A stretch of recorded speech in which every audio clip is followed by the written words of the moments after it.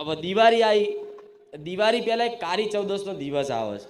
એ કાળી ચૌદસના દિવસે કંઈ ના કરો ને, તમારા ઘેર તમારું 84 ખાતું પૂજાતું હોય કે ના હોય, તમે જાણતા હોય કે ના હો, પણ એને ઘરની બહાર 2 અગરબત્તી કરી અને બજારમાંથી સારી એવી મીઠાઈ ને ચવાણું લાવી અને આંખો બંધ કરીને કહેજો કે માં, અમારી 84 ખાતાની માતા કોણ છે એ ખબર નહીં, પણ અમે તો ખાલી મહાકાળી અને ચામુંડા જ પૂજીએ છીએ, પણ અમારી 84 ખાતાની માતા હોય તો આટલો વ્યવહાર આલીએ છીએ.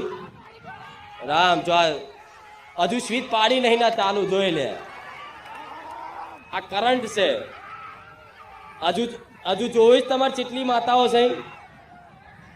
હું મેલડી બોલાવું અને તમારી માતા જો હાકોટો ના કરે ને તો ગોડા મારું મેલડીનું ધૂણું ને કાર છે.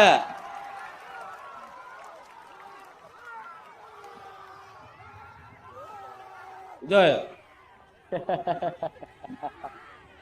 બસ બસ ભલે, આ બધું જોવા નહીં આયા, તમે બેહો શાંતિથી.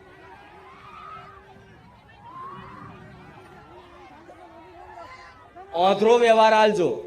84 ખાતાની માતા જ કઈ છે ખબર નહીં, પણ મિક્સ મીઠાઈ ચવાણું કે લાપસી બનાવી અને એક નારિયેળ ધૂપ કરી અને નારિયેળ વધેરીને પાણીનો ગ્લાસ ધરાઈને કહેજો, દારૂ બારૂ આલવાની જરૂર નહીં, કલેજા આલવાની જરૂર નહીં, ખાલી આંખો બંધ કરીને આલજો કે અમારા કોઈ બાપ દાદાની 84 ખાતાની માતા હોય તો માં ઓંધળું આલે છે, સ્વીકાર કરી લેજે.